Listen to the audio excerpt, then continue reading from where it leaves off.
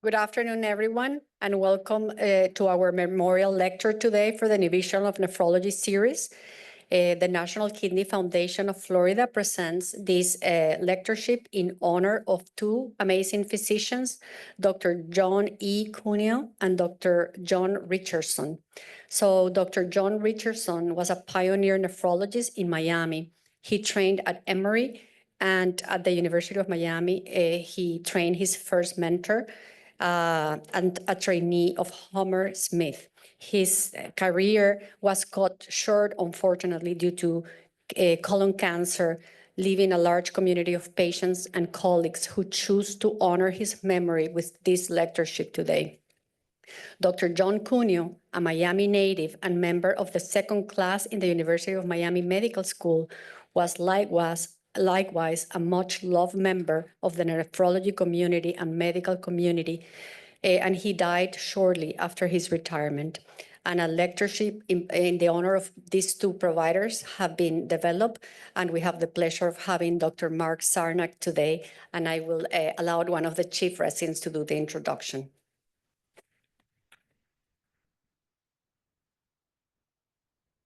All righty, good afternoon, everyone, as of 2 minutes ago. So my name is Bryson Keith. I'm one of the internal medicine chief residents. And today I have the distinct pleasure of introducing our speaker, which is Dr. Mark Sarnak.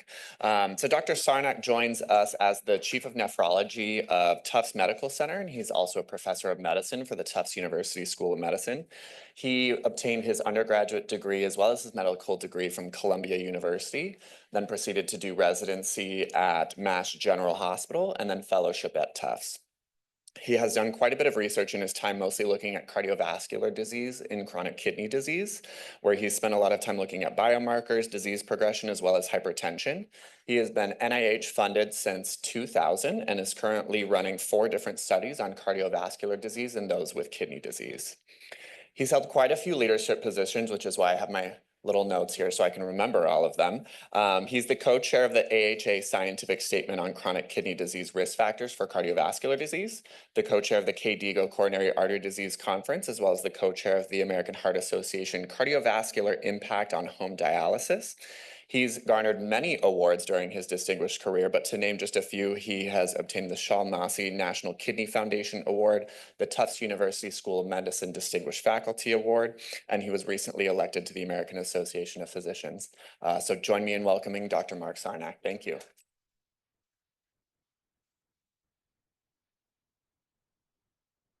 Thank you very much for that very kind introduction. It's wonderful to be in Miami. It's been a long time since I've been here, believe it or not. I actually spent time at Jackson Memorial as a fourth-year medical student doing a hematology elective. Absolutely loved it. Had an incredible attending at that time.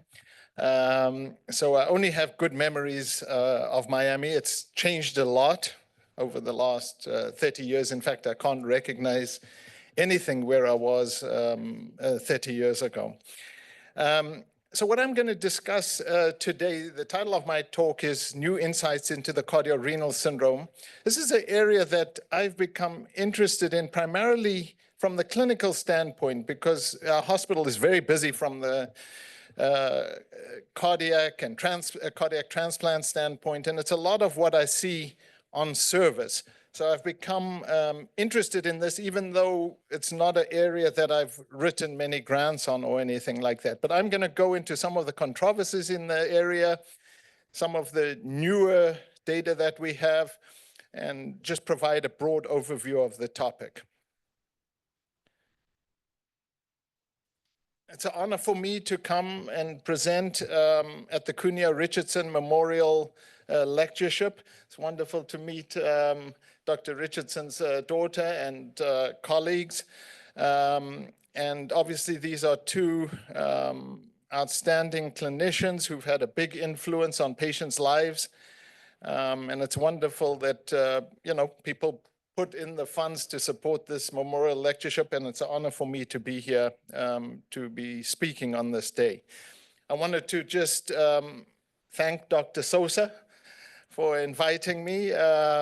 Dr. Sosa was a fellow in our division, outstanding fellow, I must say, in our division. We worked very closely together for the 2 years that she was on the fellowship, that she did her fellowship. I'm grateful that she didn't get to tell any embarrassing stories about me during those times. This is Dr. Sosa in 2008, and this is our division dinner this year at the ASN, where we always get together. So thank you, Dr. Sosa. My conflicts of interest, I'm on a steering committee for Akebia. This is not anything relevant to this particular talk, but it's medications used to treat anemia and CKD. And my wife is employed by Eli Lilly, also not, I don't think, relevant to this particular talk. So this is the outline of my talk. And I'll be coming back and forth through all of these topics throughout. I'm going to briefly discuss on definitions of the cardiorenal syndrome. And I'm going to discuss the pathophysiology of decreased kidney function in the cardiorenal syndrome, both HFrEF and HFpEF. This is a controversial area, and I don't think there's definitive answers as to the exact etiology. I'll discuss some of the epidemiology, discuss baseline kidney function and outcomes, and then discuss decline in kidney function and outcomes. So in the hospital, I see many fellows, residents, people taking care of the patients. We often have acute declines in the kidney function. How do we interpret them? What should we do about them? What level of kidney function can be tolerated when you put someone on a RAS blocker? This is a heart failure patient as an outpatient. What the GFR declines, frequently medicines are stopped if you put them on these medicines. How rapidly can one decongest? In other words, should we be worried if 3 liters or 5 liters come off when we're taking off fluid in someone with cardiorenal syndrome? And then in the treatments, I'm going to focus on chronic heart failure as well as acute decompensated heart failure and bring in some of the new trials and the new data that we have. Now, definitions of the cardiorenal syndrome, one group, ADQI, put together 5 a classification system that included 5 definitions of cardiorenal syndrome. I personally do not find this that useful. This is my own personal opinion. But essentially, if you believe in this system, what we're going to primarily be discussing is chronic heart failure resulting in CKD and acute kidney injury in the setting of acute decompensated heart failure. So let's talk a little bit about the pathophysiology of declines in kidney function in those patients who have heart failure. So this is a figure that we have with some of my cardiology colleagues that we use in the up-to-date chapter. And I need to put on my glasses also to see it. And in general, we think of 4 different components that are probably affecting the kidney function in patients with heart failure. We got taught, and I'm going to go into this in a bit more detail, in medical school about Starling's curves, and there's decreased forward flow, and that causes vasoconstriction, and there may be decreased perfusion to the kidney, and that will make the GFR go down. We're starting to learn more a little bit about higher venous pressure that may be affecting the GFR. We know that there are a lot of hormones that are elevated in patients with heart failure. And some of these hormones may cause vasoconstriction and affect kidney function. We think there's things like intraventricular shift. So in other words, if the right ventricle gets too dilated, it can push on the left ventricle and actually decrease the stroke volume and the cardiac output. So multiple different mechanisms, and there are even others that have been hypothesized as to why the kidney function declines in patients with heart failure. So let's go back to first or second year of medical school. We all got taught this, right? There's Starling curves in heart failure. This is a normal heart. This curve over here is in someone with mild heart failure. So what happens is you move from A to B. The patient develops a little bit of fluid retention, right? They move from B to C, the LVEDP, left ventricular end diastolic pressure goes up. They're a little bit volume overloaded. And then we would say, we would diurese them. You would take off some fluid, and they would move from C to B, and their stroke volume would drop, and that would be a cause of why their kidney function declined, right? So that's the way we used to think of it. And then we would say, there's patients with severe heart failure, and there's some of them who move off the Starling curve, and you move them from E to D, so you diurese them. We used to say the patients who get better, when you diurese them, are moving from E to D, so their stroke volume's going up, and that's what's improving their kidney function. So that's how we kind of explain decreased kidney function and improving kidney function in heart failure. It turns out a lot of this is probably not true. This off the Starling curve probably doesn't exist in life. You look at animal studies, if you actually push animals over the Starling curve, they die. So although theoretically interesting, probably not present in humans. So this is how we thought of it, that it was all forward flow that was affecting it. But then we looked at, I shouldn't say we, the general community, we is not the right word, the general research community looked at eGFR and cardiac index. And this was in the ESCAPE trial. ESCAPE trial is patients who were randomized to putting in a right heart cath versus a placebo, and looked at eGFR and cardiac index, and they found no association. There's no association between the cardiac index, change in cardiac index, change in eGFR. There's just absolutely no association. So this forward flow hypothesis is probably not explaining everything. I think we all know in someone who goes into cardiogenic shock, it's probably playing a big role. But in the general heart failure, the patients who we're seeing in the hospital, they're not in cardiogenic shock, but they're retaining fluid, and the fluid and, sodium and water. This is probably not the only thing that's playing a role, and may not even be the most important thing. So then then the community went back to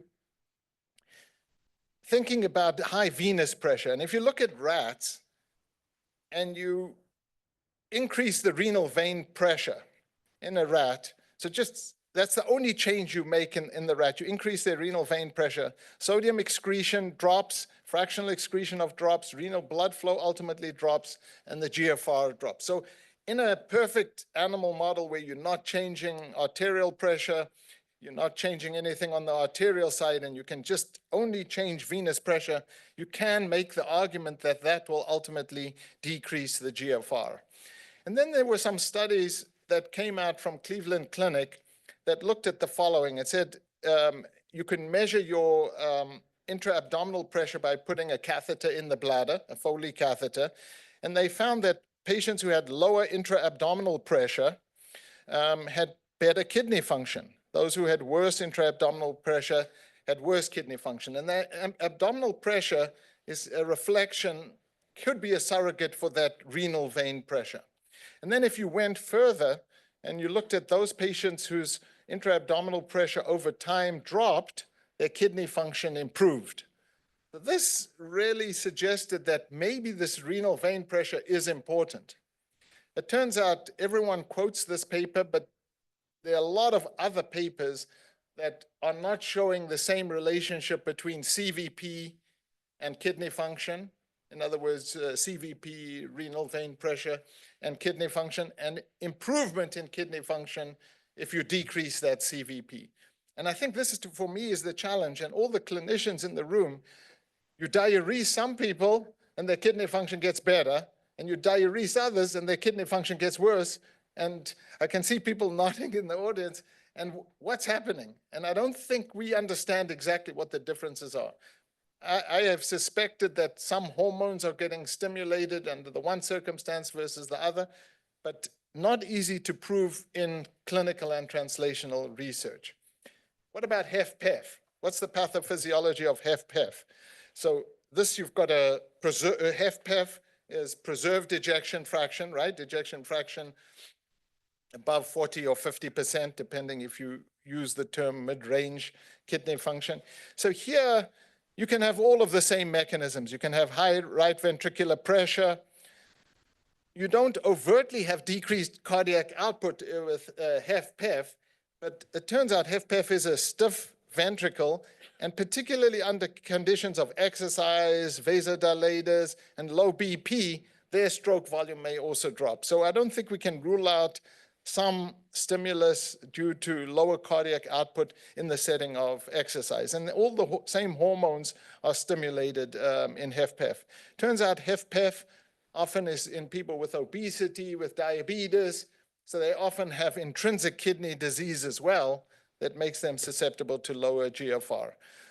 HFpEF also has chronotropic incompetence, meaning their heart rate doesn't increase appropriately when it should. And they have some fixed stroke volumes that don't respond to exercise and vasodilator use. So let's talk about the epidemiology now. Baseline kidney function and outcomes. And here, I think the data is pretty clear. So if we talk about what's the prevalence of kidney disease in heart failure, I think it's pretty straightforward. We have what were called the CHARM trials, which were ARB trials, angiotensin receptor blocker trials. And they were done in both patients with low ejection fraction and high ejection fraction, HFrEF on the left and HFpEF on the right. CHARM added was ARB added to an ACE. CHARM alternative was people who had allergies to ACE and were put on the ARB. CHARM preserved is just placebo versus the ARB. What you can see is in these heart failure studies, the prevalence of CKD defined by a GFR less than 60 ranges between 33 and 43%. And I think you're going to find this in every heart failure study. Approximately half of the population have CKD. So you've got heart failure, you're going to have CKD. The two are coexisting. So we have to be thinking of them together. Is kidney function bad in heart failure? I don't think there's any question about that. Every study shows that if your kidney function is worse, you're going to do worse. It doesn't matter what type of kidney function you have, HFpEF, HFrEF, you do worse. Kidney function in HFrEF, probably kidney function is more important than your actual ejection fraction, just as a prognostic marker, or as important. So I think we know this, that just having a decline in kidney function is bad, for all outcomes related to cardiovascular disease. Could ask, is it a causal risk factor? I think that's more complicated. Or does it just reflect the severity of the disease? You could make the argument that it's causal because you start retaining salt and water, phosphorus goes up, you have abnormalities in calcium phosphorus metabolism, you get anemic. So there could be a causal path, but I think there's no question that CKD reflects severity of disease, and that's why it's associated with bad outcomes. So now is where you get to some of the controversial areas. What about a change in kidney function? Now, it turns out everything we do with these heart failure patients results in hemodynamic changes. All of our meds that we use, endothelin receptor antagonists, even GLP-1 receptor agonists have some hemodynamic effect. SGLT2 have effects, diuretics obviously have hemodynamic effects. All of them may actually cause a decline in GFR through part of their mechanisms on affecting the actual afferent and efferent arteriole. So where this started getting a little bit interesting was data already that's 14 years old. If you look at that same ESCAPE trial, if you look at admission to discharge, change in GFR by presence or absence of hemoconcentration. Hemoconcentration means the hematocrit goes up in the setting of heart failure. That's probably a good thing. You're taking out plasma, you're decongesting the person. If you decongest them, the kidney function gets worse. So that patient who has hemoconcentration has worse kidney function. But if you look at what happens to these patients, if you hemoconcentrate them, they do great, even though their kidney function got worse. So you're taking away fluid, the kidney function is getting worse, but the patient is much happier. So this has already made us start to think, this was one of the first papers that made us start to think, decline in kidney function may not always be bad. This is data of ours, with one of the junior faculty in our division, Dr. McCallum, and this is looking at CRS and dose, which I'll tell you about a little bit more later. And it looks at how important is a decline in kidney function in those with heart failure. And what you can see over here is if you have a decrease in BNP in the hospital, a decline in kidney function is actually good. So if you're decongesting the patient and the BNP is going down, a decline in kidney function may actually be good and not necessarily bad. We looked at this in another trial, which was the tolvaptan versus placebo trial. And what you can see is if you look at kidney function by itself, if you're declining kidney function, you do poorly. If you get a decline in BNP, that's good. If you get an increase in hematocrit, that's good. But when you put them together in statistical analyses using interaction, you can see that the decline in kidney function is not bad when you either have an increase in hematocrit or when you have a decrease in BNP. So you've got to incorporate what's going on with the patient when you interpret declines in kidney function. We also looked at this in outpatients. So in outpatients, when you put someone on an ACE inhibitor or a hemodynamic med, what kind of GFR can you tolerate? We all see a decline in GFR, and some of us get nervous. Do we stop the medicine? So if you look at an old trial of the SOLVE trial, and it's looking at enalapril versus placebo. So the patients in enalapril do much better on average than patients in the placebo group. We know that. It's a standard of treatment. So if you say you have a 20% decline, I'm just giving you how we worked through this, a 20% decline in kidney function, can you tolerate that? The question is, in the treatment group, if you have a 20% decline, what do you compare it to in the control group? You can't compare it to a 20% decline in the placebo group because that patient in the placebo group who's having a 20% decline, that's a sicker patient. There's a reason they're having that 20% decline. So if you do that comparison, you get a too magnified comparison. You can't compare them to the patient in the placebo group who has no decline in GFR, right? We believe that the best comparison is somewhere in between, right? So the person who has the decline of 20%, some of it is hemodynamic, some of it is the natural decline that's happening in that particular patient. So if you look at this, different thresholds of GFR decline using enalapril, and you look at mortality as an outcome, you can have, and if we look at that intermediate point, you can have as much as a 15% decline and still have a mortality benefit. From the heart failure hospitalization, which is the primary issue that's happening to a heart failure patient, you can have as much as a 40% decline and still have cardiovascular benefit. So as an outpatient, this is outpatient data, don't stop that ACE inhibitor or that ARB too quickly when you have a decline in GFR. I think that's the message. There's too much of a cardiovascular benefit. The hemodynamic effect, you can't ignore it and you should follow it. But in general, we tolerate 30% declines when we put patients on these meds because they have other benefits. This is data also from Dr. McCallum and myself. How rapidly can you decongest? And this is not a perfect, this is obviously observational data. It has some limitations. But it turns out, those patients whose BNP drops very quickly, they do better. Those patients whose hematocrit increases very quickly do even better than those who go slowly. So we don't know, we don't have evidence, at least from observational data, that too quick diuresis is bad. Again, this is the patient who diuresis quicker is usually a healthier patient, and maybe that's why they do better. So it's not a trial, but some suggestion that don't get too, if anyone's in the audience who's a cardiologist, or if we only non-cardiologists take off 5 liters and everything's going okay.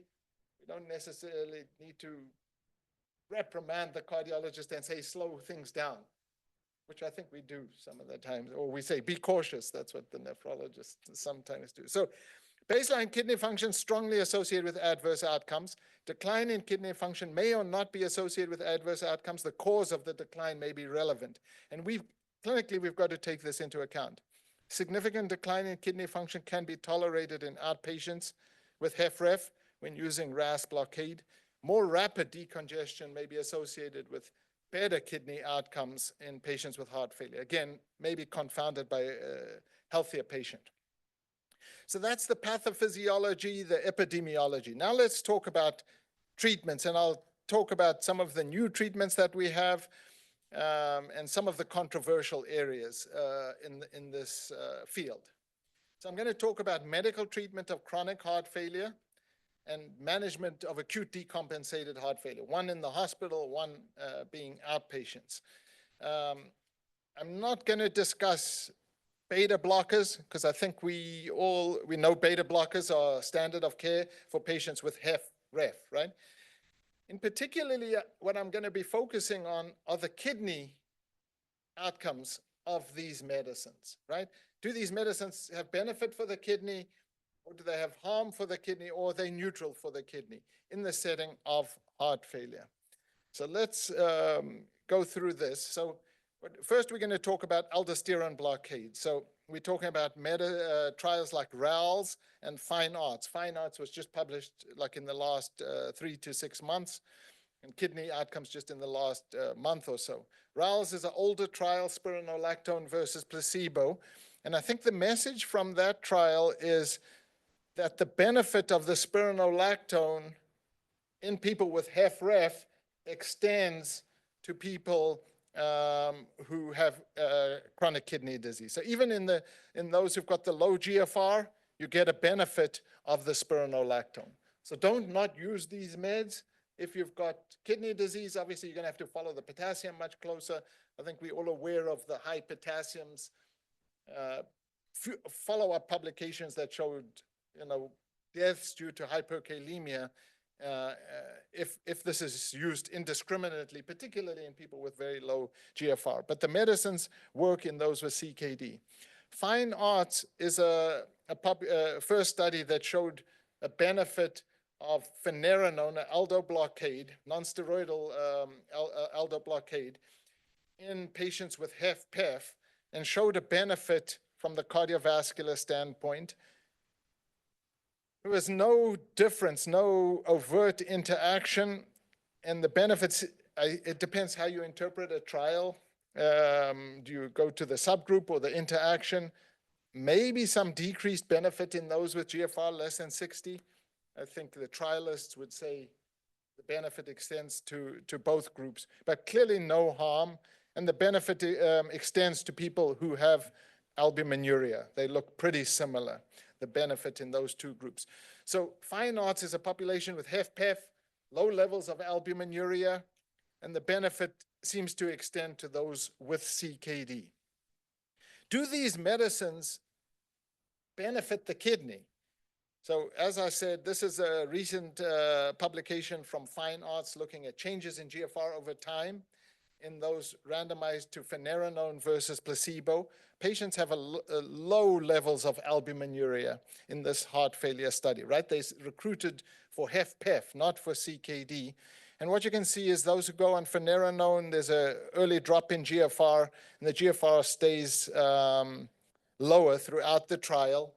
There's some improvement in albuminuria in those who go on finerenone. There's no benefit for overt kidney outcomes. So I think the important thing is in a heart failure trial, aldo blockade, no benefit for kidney outcomes, no overt harm either.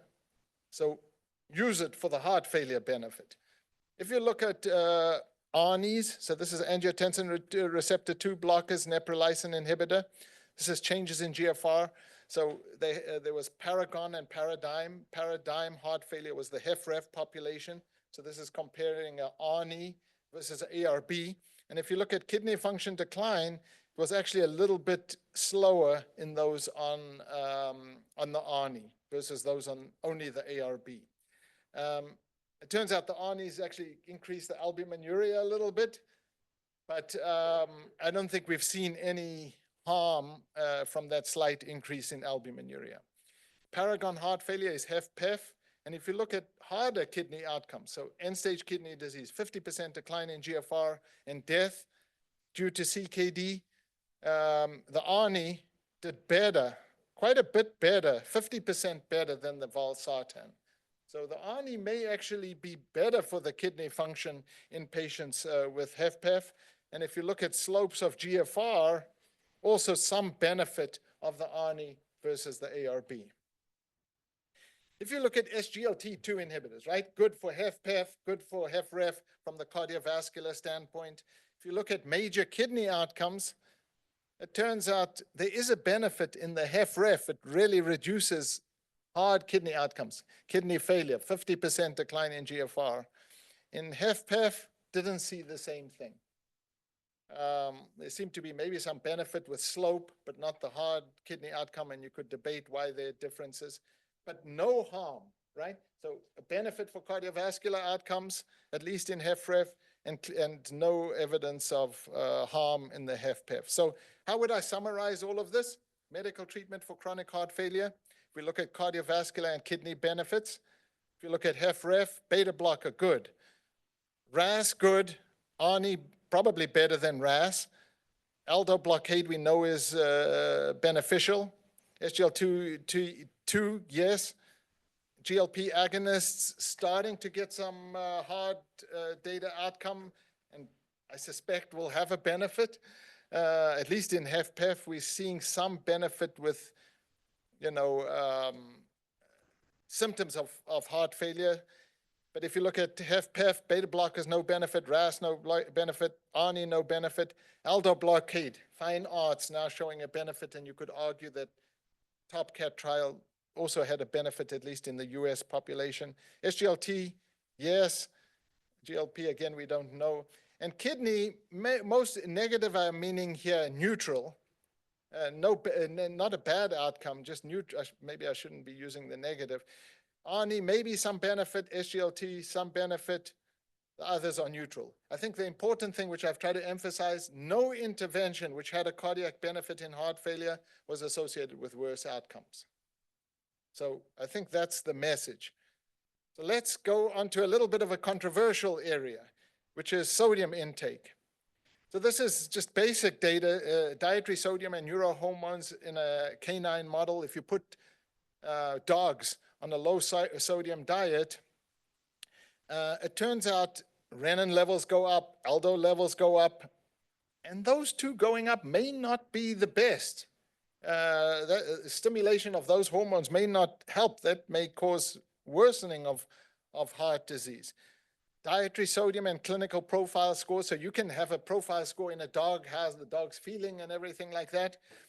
I haven't read this paper recently exactly how you monitor how the dog is feeling. But basically, if it's higher, it's worse. And at 38 days, it turns out those dogs, I was saying patients, I suppose it's also patients, felt worse. The dog felt worse on that low sodium diet, even though they are a heart failure dog. So not clear, the data is not clear that sodium, at least in animal studies, that's going to help. If you take a look at clinical study, sodium and water restriction in humans, so you can cut patients to 800 milligrams of sodium, 800 milliliters of water, versus letting them eat what they want and drink what they want. And it turns out, this is a paper published in JAMA Internal Medicine already more than 10 years ago, no difference in diuretic use. This is heart failure patients. And no differences in weights. It didn't help to put the patients on the low sodium and water. This is the next one is probably the best trial we have, reduction of dietary sodium to less than 100 millimoles in heart failure, patients with class 2 or 3, sodium of less than 1,500 milligrams. So just recognize this is severe restriction of sodium. I'm not saying we should be having more than 4 grams of sodium. This is, just realize where the intervention is, it's pretty low versus usual care. And here they follow them. It's a big study, 806 patients. Oh, went in the wrong direction. No benefit in heart failure for sodium restriction. So this is a controversial and I think debatable. I think clearly the message is not to be on a high sodium diet, but how far we should be restricting sodium in patients with heart failure. Is it really helping, or are you just torturing the patient? I think we've got to really think through that. So let's move into the last 15, 20 minutes of the management of acute decompensated heart failure. So we usually think of the SGLT2 inhibitors in patients with chronic heart failure, and we've showed it has a benefit, right, in HFpEF and in HFrEF. We have one trial that uses it in patients with acute decompensated heart failure that are really relatively stable in the hospital. And it's called the Impulse trial, and it uses empagliflozin 10 milligram versus placebo. And because it's a pretty small study, 530 patients, they used what's called a win ratio. You use a lot of different outcomes, and then you can add them up. It helps to increase your statistical power. And the components of the win ratio were death, heart failure, readmission frequency, time to the next heart failure admission, KCCQ, which is a measure of how well the patient is feeling. And if you add them all up, it seemed like there was a benefit of putting in patients with stable heart failure, so not completely decompensated on balloon pumps and things like that, on SGLT2 inhibitors. I don't think this has become standard of care, but I think I wouldn't be, quick to stop it every time someone comes into the hospital. One thing we think about as nephrologists is we always think about peritoneal dialysis, particularly in those with low blood pressures, those we want to avoid hemodialysis access, right? You want to avoid patients with LVADs and things like that, where hematogenous spread and infections could be catastrophic. So PD is definitely something we should be thinking of. There's no randomized trials of PD versus HD in heart failure patients. All we know is observational studies, and they're small, looking at 118 patients with stage 3 or 4 heart failure, and you put them on peritoneal dialysis. And if you look at them at 6 months, most of them are now in New York Heart Association class 2. So they've gotten better as you've put them on PD. There's obviously a good amount of death, so there's a competing risk here that the sickest patient who was in class 4 may have died. So there's a lot of biases with these type of analyses, but we have a lot of studies of these in patients who start PD for heart failure. If you look at this one, baseline, a lot of patients in New York Heart Association 4 and 3, over 3 months, they move to much higher prevalence of the lower stages of heart failure. So definitely some improvement in the heart failure stages as you put people on PD. And these people were started early, like at GFRs of 21. Diuretic dosing and ultrafiltration. This is to remind all the fellows and the students about studies that were done already like about 10 years ago as to what are the good trials in diuretic dosing and ultrafiltration. So the first one was the DOSE trial. This was done in 2011, and this used low versus high dose diuretics and bolus versus continuous infusion diuretics. And what you saw is there's no benefit for continuous versus bolus. I would say we still use this. We still use the continuous some of the time, and there have been other trials and maybe still controversial. If you use high dose versus low dose, high dose was associated with a little bit worse kidney function and maybe some slight improvement in global score, how the patients were feeling. So standard of care, I think, in heart failure has changed after this to using high dose diuretics in patients who come in with decompensated heart failure. If you look at the CRS trial, this was ultrafiltration versus rapid increasing in diuretics. And there were two outcomes. The one was the kidney function outcome, and the other was how much weight you lost. And it turns out the ultrafiltration and the pharmacological therapy both lost over like 3 days about 12 pounds. Very similar, but the kidney function increase was more in the ultrafiltration group. At that time, they took that as a bad thing. I'm not necessarily sure that was a bad thing based on the stuff that I've showed you before, but you know, ultrafiltration, there continue to be trials on it, but this is the best trial and hasn't showed a benefit of ultrafiltration versus stepped pharmacological therapy. So we now have trials incorporating thiazide on top of loop diuretics in acute decompensated heart failure, and acetazolamide versus placebo in acute decompensated heart failure. And so this is using thiazides in patients with acute decompensated heart failure. And what you can see is they lose much more weight. The patients who are on the thiazides on top of the loop diuretics, I think for us nephrologists, this makes sense, blocking the tubule at multiple places. Patients get worse kidney function in the thiazide group, 46% versus 17%. Is that a problem?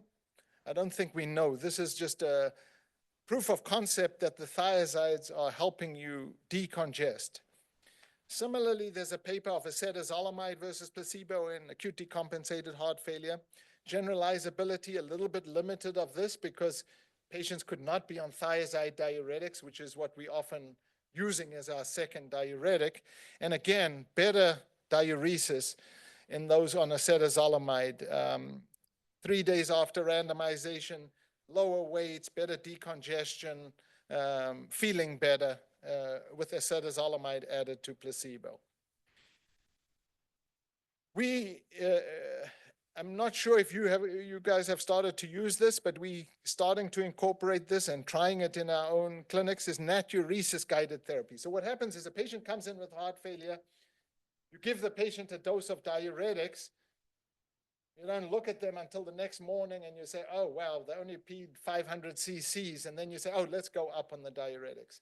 So the goal of this is to monitor the response very soon after you give the diuretic. 2-3 hours afterwards, check a urine sodium. The urine sodium is less than 70 millimoles, immediately go up on the diuretic. So this is natriuresis guided therapy, and you diurese quicker, you lose more sodium, you lose more weight. Of course, in a small study like this, there's no benefit for heart failure or mortality, but gets the patients out of the hospital quicker, feel better quicker, and maybe this is something we should be incorporating, and we're trying this in some of our units at the moment. Hypertonic saline. I'm not sure if you guys use hypertonic saline. It seems kind of, why would we use hypertonic saline in patients with heart failure? And the theory behind this is hypertonic saline puts sodium into that intravascular space, so these hormones are not stimulated. I'll get back to it. It may be a little bit later that we'll put things together. It may be the hypertonic saline also gives chloride, which may be important, which I'm going to discuss a little bit later. So it seems counterintuitive, but in a way it's giving the body the very sodium that it's trying so hard to retain. So maybe it inhibits some of those hormones. So there's some older trials, mainly coming out of one group, and these need to be reproduced. If you look at patients with furosemide without hypertonic saline, furosemide with hypertonic saline, the patients had 1.6 liters versus 2.3 liters diuresis. So much better diuresis if you give them the hypertonic saline, and it turns out their kidney function does better. This is a trial. This is a real trial. The primary outcome of the trial was drop in BNP, which it did drop. So it would be nice to reproduce this kind of study. There have been a lot, like I say, from the same group, and it may be true. We will only use that pretty rarely. I can't remember the last time I've used it. And the last thing I wanted to just focus on was controversial area, again, going back to pathophysiology, how we've always thought that sodium is maybe the most important electrolyte, but it may be that chloride is as important or maybe more important. So if you look at the diuretic response in just serum sodium and chloride levels, so it turns out, the patient whose sodium is lower, the patient whose chloride is lower, irrespective of what the sodium is, diuresis less, has less efficient diuresis. So these are just blood levels of sodium and chloride. And there's some studies to support this, some not, but it makes you start thinking.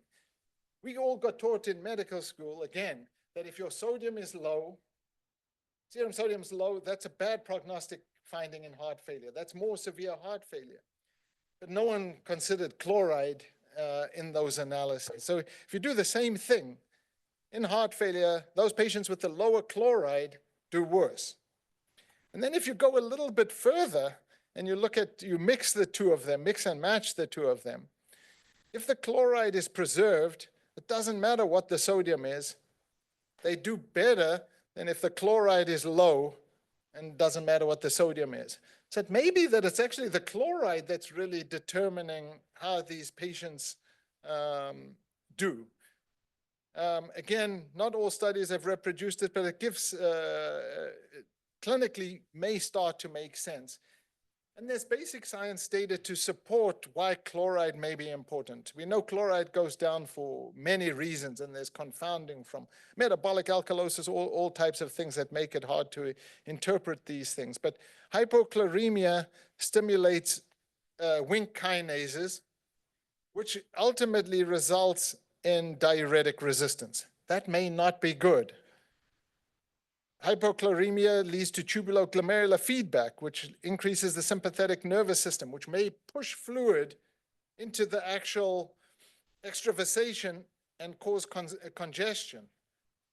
And then there's even chloride channels in the heart that may be affected by hypochloremia. So there's a basic science potential reasons why hypochloremic may not be great. There started to be trials of giving patients chloride. You don't want to give them sodium chloride, but you can give them lysine chloride. And by giving them lysine chloride, you can increase chloride levels. And what you can see is after giving them lysine chloride, the albumin goes up, which may be a good sign. Remember, I talked about hemoconcentration. Albumin is the same. Albumin is always in the plasma. If you take if you take fluid out of the plasma, the albumin concentration goes up. So it's a surrogate of hemoconcentration. So you give people lysine chloride, the albumin may go up. That may be good. And in some patients, that NT-proBNP may drop. Not convincing at all, but it's a 10 patients. So we'll see how these trials ultimately come out in the future. So here's the summary. Treatment for acute decompensated heart failure. Decongestion is the priority, right? We need to we need to respect and work with the cardiologist. That has to be the priority. High versus low diuretics, bolus versus continuous infusion. I don't think we know the answer. No clear benefits, no clear harms. Ultrafiltration versus diuretics, I think is still questionable, no clear benefits. Hypertonic saline, we've got some preliminary data, haven't been reproduced. We need to see what happens. SGLT2 inhibitor, some benefit for decongestion and using a win ratio, early studies suggesting some benefit in certain populations. And thiazides and acetazolamide help you decongest quicker, and natriuresis-guided therapy also seems to help decongesting quicker. There have been a lot of other treatments that have been tried that haven't shown a benefit. So I'm going to conclude at this time. High prevalence of kidney dysfunction in HFrEF and HFpEF. Multiple mechanisms for declining kidney function in the cardiorenal syndrome. Baseline kidney function, independent risk factor. no question. Decline in kidney function may be associated with good or bad outcomes depending on the reason, right? If you're not doing anything, the patient's not diuresing and their kidney function is getting worse, that's a bad sign. Achievement of euvolemia is clinically important even at the expense of a decline in GFR. Treatments that improve cardiac outcomes generally improve or at least neutral from the kidney outcome standpoint. And I wanted to thank several of my close collaborators, Dr. McCallum, a junior faculty member, cardiologist in our division, as well as at Yale, one of fellows who's working closely more in pulmonary hypertension, which I'll talk about a little bit tomorrow, some faculty from Japan, Dr. Testani, who's at Yale, who has also been a wonderful collaborator, and Hossein, who's just outstanding statistician. I'm sure Marie remembers him from more than 20 years ago. He's been involved in everything. So thank you very much.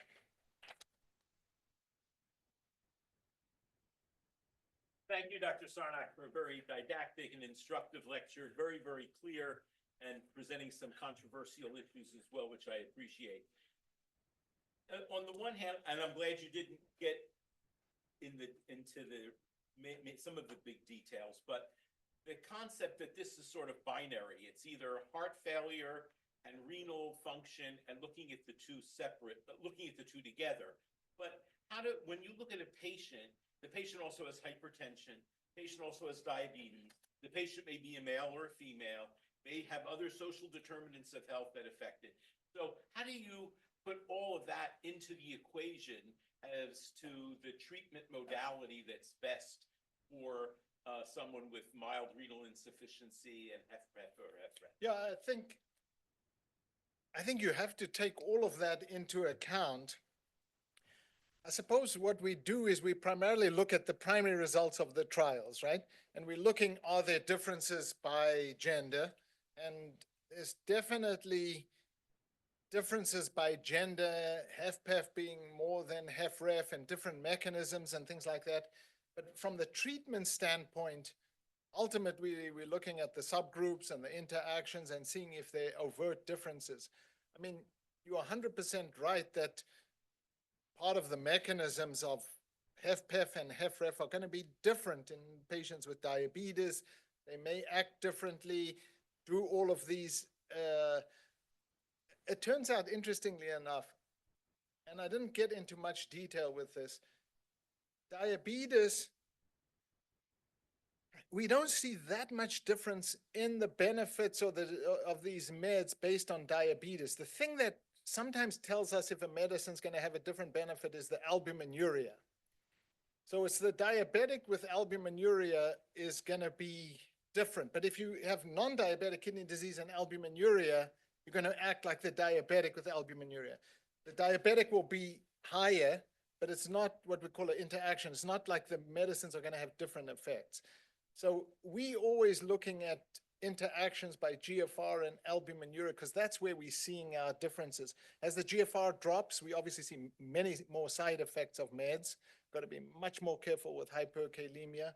And I'm not saying, in everyone they need to be on aldo blocker and RAS blockade and not watch them because that's when you're going to run into trouble. I don't know if I answered your question 100%, but yes, diabetes playing a big role in all of this. Thank you. Dr. Sosa. Question. Thank you. Some of the quality metrics now do suggest the initiation of SGLT2 in the hospital and then a follow-up BMP before a week to assure that potassium and creatinine remain in good levels. So we are doing some quality initiatives to make sure that happens in our heart failure patients. So it kind of supports. I like it. I think where we run into trouble with all of these meds, and it's a challenging thing, right? The patients come in with acute kidney injury. All of these meds have hemodynamic effects. So we stop the RAS, we stop the SGLT2 because it's going to make the kidney function worse. At least if there's a big decline, then they leave the hospital. And that's where I think that quality there needs to be a plan that they get restarted on it. What happens is they leave, you put in your discharge summary, when the kidney function comes back close to normal, restart this. 3 months later, they're coming back, no one's restarted these things. So some patients are not going to tolerate the RAS blockers, but I think we've got to be much more aggressive. And I like that at least you guys have a quality initiative. I'm not sure of that, but that may be in people more who haven't had the acute kidney injury and it hasn't been held for a particular reason. I think those are the challenging ones when they've had some acute kidney injury in the hospital. Well, thank you, Dr. Sarnak, for an amazing grand rounds. I want to thank the Cuneo Richardson family for their benefactory allowing this to happen, and also the National Kidney Foundation Miami chapter. Everyone, remember to check the Rorschach square as you exit to get your CME and MOC credit.